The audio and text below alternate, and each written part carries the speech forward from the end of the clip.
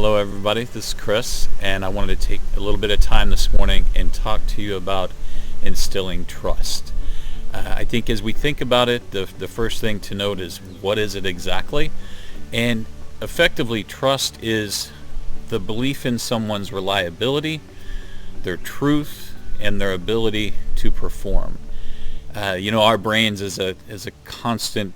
It's always taking measurement. It's always keeping score. And trust is really our measure of someone else's honesty and their integrity.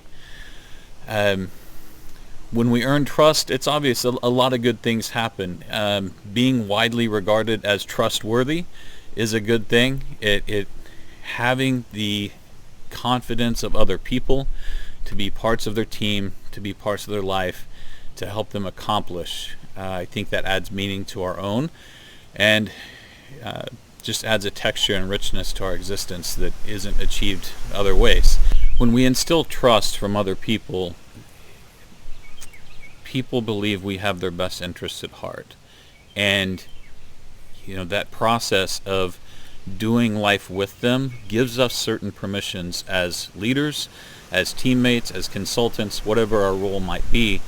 And it allows us to present really unvarnished truth that can move teams and projects and communities forward. And that's really the role of trust. If we're going to move forward, we need a lot of truth in order to do that. The ability to put gaps on the table, identify where we're falling short, and close those gaps. And kind of lastly, one of the really good things about truth is when we can instill it, we also can emerge higher levels of talent and performance from the people that we're working with, because we keep their confidences. They can speak to us about personal matters and know that we're not going to have hidden agendas, and can help them move forward from whatever challenges they're facing. Ultimately, instilling truth, it comes down to an approach. It's a mindset, and it's an orientation of a person's heart.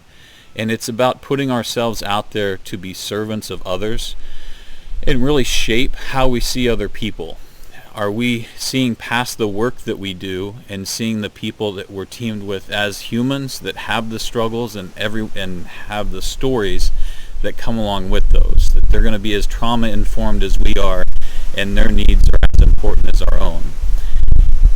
I think what I take away and what I try to model is I understand that people are going to respond to me in a way that reflects how I feel about them. So, for instance, when we go into situations where we believe it's going to be a conflict type situation, there might be some difficult conversation or heated discussion. When we go in there with conflict in our heart, we are going to engage in conflict, and maybe not the most productive kind. But if we're going into a situation that is contentious, something that I try to do is just turn that all around.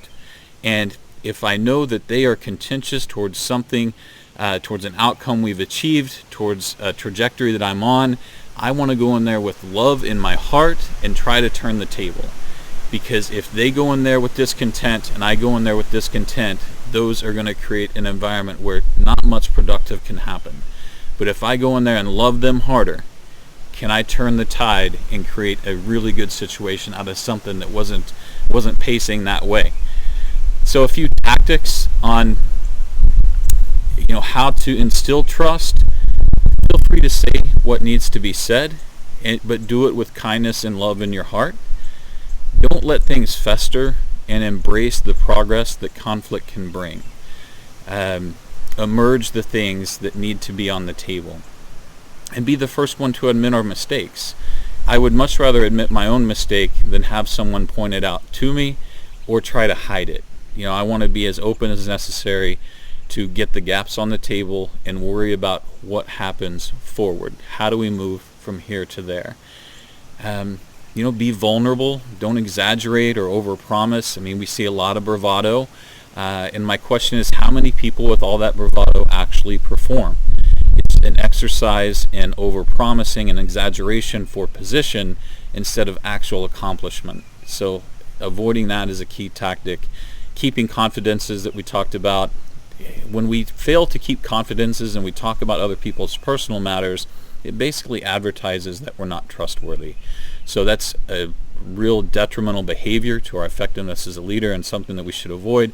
But most importantly, I think it's about not betraying ourselves and not betraying our own personal values.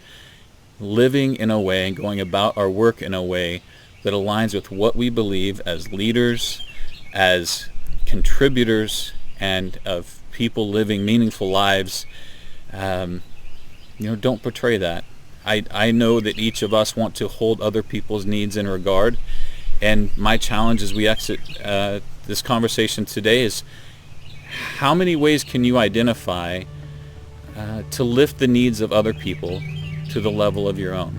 And I think if we can go about each day with that in mind, we're going to get some really good outcomes, we're going to have a meaningful life, and we're going to see the people around us really thrive. Thank you.